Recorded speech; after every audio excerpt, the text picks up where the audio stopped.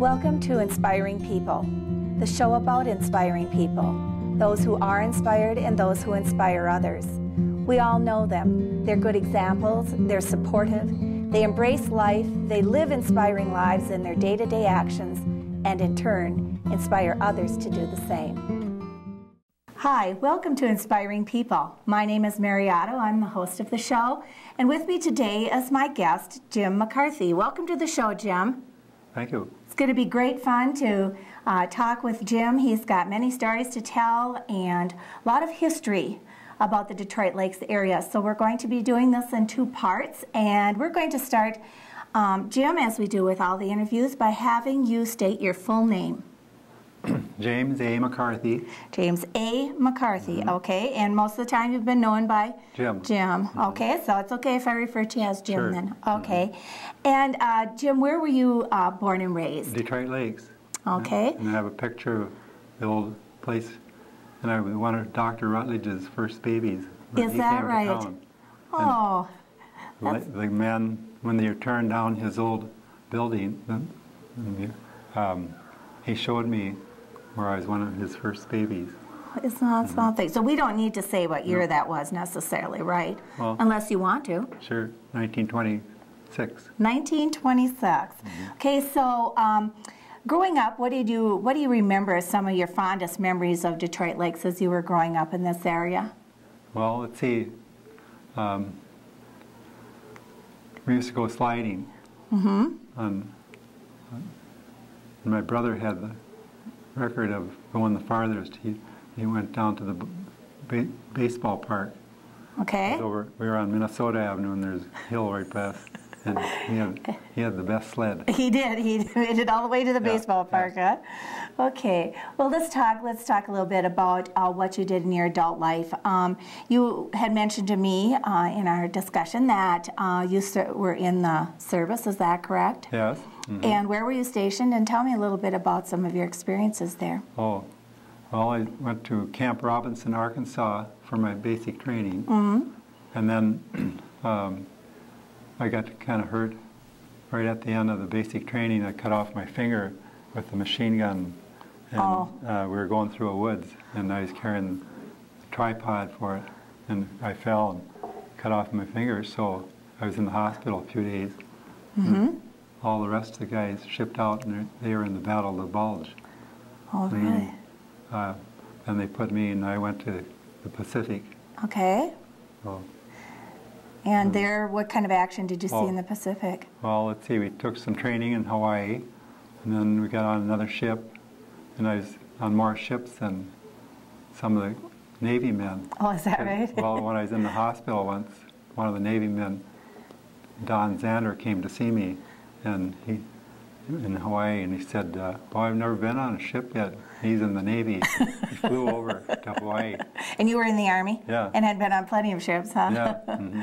I got seasick almost every time. Did you? Yeah. And I think you told me you were wounded in combat over there? In Okinawa. And I was in a couple typhoons. One we were on the ship, and once on land on Okinawa. Well, it's got to be a scary experience. Also. Well, let's talk a little bit too, Jim, before we get into this many more about your family. First of all, let's talk about your family of origin. If you tell us something about your mother and father and any brothers and sisters you might have. Oh, yeah, okay. Well, I have, let's see, there's 11 of kids in our family. Okay. And Dad was born here in Detroit Lakes in a little house behind Gordy's Cafe. And where would that be now? On the north side, up by Grover's Station. Okay. Yeah. And my mother was from Little Falls. And let's see, she came here and she worked for the telephone company. And Dad met her, and then, let's see.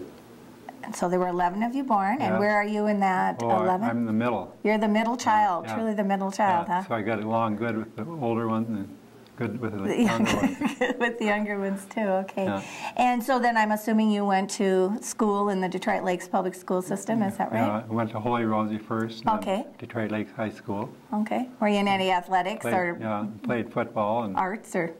And played intramural basketball. And we had a pretty good team. I'm sure. I got some pictures of the team. Okay, great. Yeah. Well, I'm sure you have lots of stories to tell about what it was like growing up here. Yeah. Right? Did you and your friends ever get into a little mischief or no? No, not too much. No, that's good. No, that's good.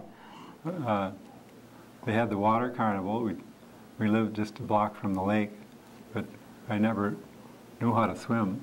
Oh. But all my kids are swimmers now. Oh, that's right. So, some of the state winners, aren't they? A couple of them are All-American. All-American, yes. Malachi and Tim. Mm-hmm. And all the other kids were really good too. But you never learned how to swim, huh? And Carol, she's doing okay too. She is. Swims. Yeah, and she was coaching too, wasn't she? Mm-hmm. Coaching for a while also. Yeah. Okay, so you married. You had you married your wife Elizabeth, and we had 10 children then. 10 children. Mm-hmm. Okay, and why didn't you mention their names? And oh yeah, we lived in the same place all our life, married life, for 53 years. Mm-hmm. And it was Clarence and Tim, and Brian, Susan, Mark, and Malachi, Marion, Justin, and Carol. And Carol.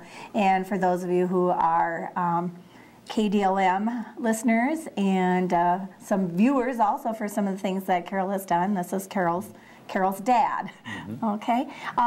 Now I know you had a delivery service, you were telling me. Tell us a little bit about what you did as part of your delivery service. Oh, okay. I had a van. I bought it from Ray Weston.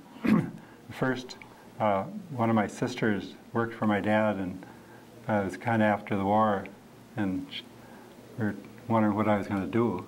Mm-hmm. I said, well, she said, a delivery service would be pretty good. Then pretty soon, about a month or so, Ray Weston wanted to sell his delivery service, so I bought it from him, and I delivered for Norby's and Blandings, all the groceries and stuff, and packages, and then it kept growing. Every time we had a new baby, somebody else would call and want me to deliver for them, so I delivered for Evans and Super Value, Ray Sweeney, and then later I delivered for Virgins. So I've been pretty busy all the time. So how many years total did you have your delivery service? 50 years. 50 years. Yeah. Well, I'm sure that's another whole program about the stories on the delivery service, huh? Yeah. And I know you were a bus driver too, so tell us a little bit about your bus driving experience. Yeah. I used to go out on Highway 34 to Newman's, and that was the end of the Detroit Lakes. So then I'd turn around and go north about 5 miles or 6 miles, and then come back, which took about an hour and a half every day. And I did that for 43 years. 43 years as a bus driver. Then I had a different route. I went out to Lake Melissa and around Lake Melissa and Sally and not that way. Okay. So when did you retire from the bus service? About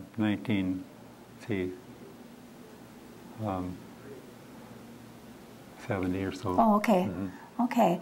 Well, that's that plus a growing family. I'm sure you were plenty busy. What did you like to do in your spare time, if you had any?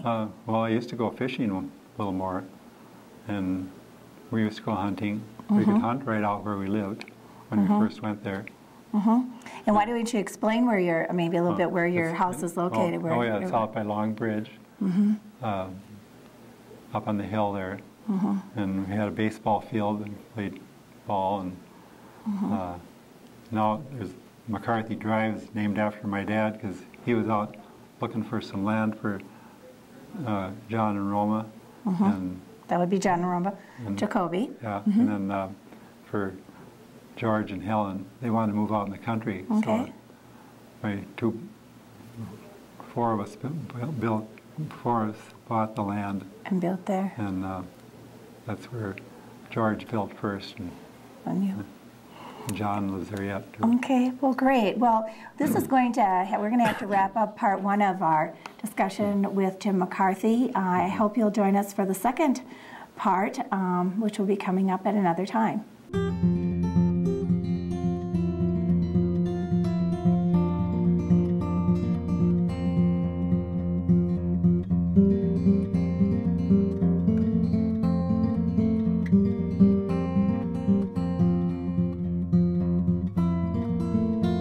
you.